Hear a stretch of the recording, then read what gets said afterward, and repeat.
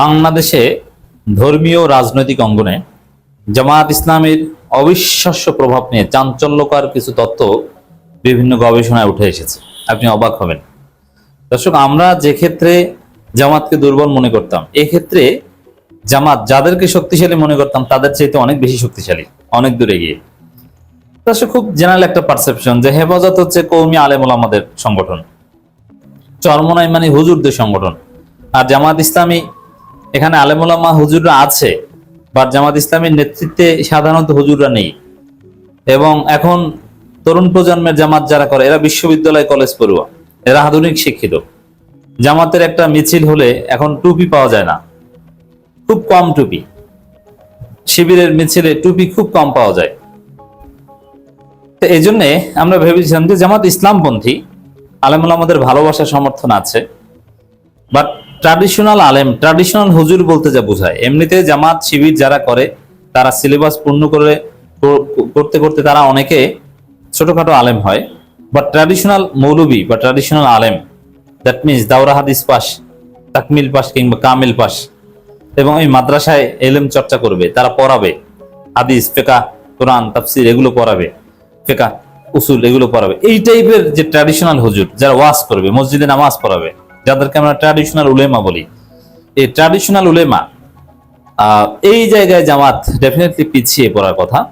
এক্ষেত্রে চরমনাই ট্র্যাডিশনাল উলেমা নির্ভর, হেফাজত তো সরাসরি ট্র্যাডিশনাল হুজুরদেরই সংগঠন, তো সেখানে জামাত তো পিছিয়ে থাকার কথা। কিন্তু না, জামাত যতটা বড় সংগঠন, জামাতের যে উন্নতি, জামাতের যে ডেভেলপমেন্ট, আর কওমি হেফাজত এদের যে ডিমোশন, রাজনীতিতে অপ্রাসঙ্গিক হয়ে যাওয়ার কারণে তাদের যে অবস্থা, জামাত এই চরমনাই হেফাজত তাদের চাইতে অনেক এগিয়ে। ধর্মীয় অঙ্গনেই আলেম ওলামাদের মধ্যে জনপ্রিয় প্রভাবশালী আলেমরা সবাই জামাত। আপনি অবাক হবেন আসলে কি ঘটছে। কওমি আলেমদের মধ্যেও প্রভাবশালী আলেমরা জামাত। তো দর্শক, কওমি মাদ্রাসা ভিত্তিক তথ্য ভান্ডার কওমিপিডিয়া বেশ কয়েকটা গবেষণাপত্র প্রকাশ করেছে। সেগুলো আলোকে দুইটা খবর আমি বিশ্লেষণ করছি। একটা হচ্ছে দেশের শীর্ষ 5 আলোচকের মধ্যে মিজানুর রহমান আজহারী, আলী হাসান ওসামা, শায়েখ আহমদুল্লাহ। দেশের টপ 5 ইনফ্লুয়েন্সিয়াল আলোচক, বক্তা কারা? এই বক্তা মানে ধর্মীয় বক্তা, আলেম কারা? মিজানুর রহমান আজহারী, আলী হাসান ওসামা। 3 জনের মধ্যে আরেকজন হচ্ছেন শায়েখ আহমদুল্লাহ। এখন শায়েখ আহমদুল্লাহ তিনি কোনো দল করে না, তিনি পিওর নন পলিটিক্যাল, আমি জানি তাকে।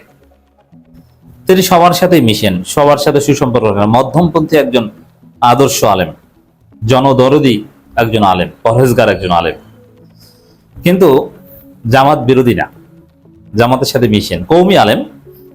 আবার একসময় আহলে হাদিসদের সাথেও ভালো সম্পর্ক ছিল। তো সেই শায়েখ আহমদুল্লাহ তিনি জামাত ইসলামীর সাথে যেভাবে মিশেন বা জামাত ইসলামীকে যেভাবে দেখেন, কওমিদের ভাষায় ওটা জামাতের দালালি, কিন্তু আসলে শায়েখ আহমদুল্লাহ কারো দালালি করেন না। যেমন মামুনুল হক জামাতের সাথে যা জোটে আছে, তাতেই মামুনুল হক জামাতের দালাল। আর শায়েখ আহমদুল্লাহ তো জামাতের সাথে খুব ভালো সম্পর্ক রাখেন, কখনো জামাত বিরোধী বিদ্বেষী কোনো হাবিজাবি কথা তিনি বলেন না, এমনকি প্রকাশ্যে জামাতের সাথে মিশেন। তো এই জায়গায় কার করার মতে শায়েখ আহমদুল্লাহ জামাতের দালাল। আবার আওয়ামী লীগের গবেষকদের যদি দেখেন, যেমন গোলাম মোল্লা রনি, তার মত একদম স্পষ্ট যে শায়েখ আহমদুল্লাহ জামাতের প্রোডাক্ট। কিন্তু আসলে আমি আবারও বলছি, শায়েখ আহমদুল্লাহ জামাত শিবির কোনো দল না, আবার কোনো দলের বিরুদ্ধে না। সমস্ত ইসলামী দলকে তিনি পছন্দ করেন, ভালোবাসেন, সবার সাথে সম্পর্ক রাখেন। রাজনৈতিক প্রচলিত দলগুলোর মধ্যেও সবার সাথে সম্পর্ক রাখেন। যেমন বিএনপি সরকার তাকে যথেষ্ট মূল্যায়ন করে, তারেক রহমান নিজে তাকে ডেকেছে। একদম পিওর জামাত হলে কি তাকে ডাকতো? এবার আওয়ামী লীগ সরকারের লোকজনও তাকে যথেষ্ট মূল্যায়ন করতো। হ্যাঁ, তারপর আওয়ামী লীগের একদম ভয়াবহ জুলুম যখন লিমিট ক্রস করেছে, তখন শায়েখ আহমদুল্লাহ তার প্রতিবাদ করেছেন। শায়েখ আহমদুল্লাহ আমাদের জুলাই যোদ্ধা, তাকে পুলিশ নানানভাবে শেষের দিকে, জুলাইয়ের শেষের দিকে তাকে ধরার চেষ্টা করেছিল, কারণ তিনি ছাত্রদের পক্ষে অবস্থান নিয়েছিলেন। শায়েখ আহমদুল্লাহর মানহাজ হচ্ছে এটা, আশা করি বুঝাতে পেরেছি। তারপর এই এই টাইপের মানহাজ, এদেরকে অনেকে গুপ্ত জামাত বলে, যে এটা জামাতের একটা রূপ, সরাসরি বলবে না যে জামাত। ঠিক আছে, আপনি যদি জামাত বলে শান্তি পান পান, কিন্তু আসলে তিনি জামাত না। তো প্রভাবশালীদের মধ্যে মিজানুর রহমান আজহারি, শাহ আলী হাসান ওসামা। তো কৌমিদের মধ্যে যে জনপ্রিয় সেও জামাত, শাহ আহমদুল্লাহ, জামাত সহনশীল অ্যাটলিস্ট। তাহলে কি বোঝা গেল যে এই আলেম ওলেমা জগতে, বক্তা জগতে জামাতের ধারে কাছেও এখন পর্যন্ত হেফাজত চরমনে যেতে পারে। এক মিজানুর রহমান আজহারি যদি বাংলাদেশে কোথাও ওয়াজ করেন, সেখানে যে পরিমাণ লোক হবে, বাংলাদেশে এমন কোন বক্তা আছে তার আকর্ষণে আজহারির মতো লোক হবে? এখন আবার এলমি আলোচনা যারা পছন্দ করেন, তাত্ত্বিক আলোচনা, আপনি কল্পনা করতে পারবেন না যে আলী হাসান ওসামা কোন লেভেলের উঁচু মাপের গবেষক। আমি যত তার সম্পর্কে জানি তত অবাক হই। তিনি ঢাকা বিশ্ববিদ্যালয়ে বিভিন্ন সেমিনারে বক্তব্য দেন, মাহমুদুর রহমানের পাশে বসে বক্তব্য দেন। তার মতো হুজুর কওমি জগতে আর একটা খুঁজে বের করেন, খুব কম আছে। শরীফ মোহাম্মদ বা আরো আছে গবেষক মাপের আলেম, কিন্তু শাহ আহমদ আলী হাসান ওসামা তার তাসির বেশি, তার রিচ বেশি, জনগণকে প্রভাবিত করতে পারেন বেশি। আর তিনি জামাত ইসলামীতে যোগদান করার কারণে তার রেলেভেন্স আরো বেশি। তাহলে কি দেখা গেল দর্শক, কওমিপিডিয়ার তথ্য অনুযায়ী, কওমি মাদ্রাসা ভিত্তিক তথ্য ভান্ডার, এগুলো নানান ইন্ডিকেটরস এর মাধ্যমে এগুলো এই র্যাঙ্কিং করা হয়।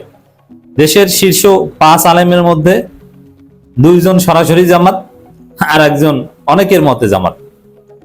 তাহলে কারা এগিয়ে? এখানে অন্য অন্য অন্য কারা আছে? নাই।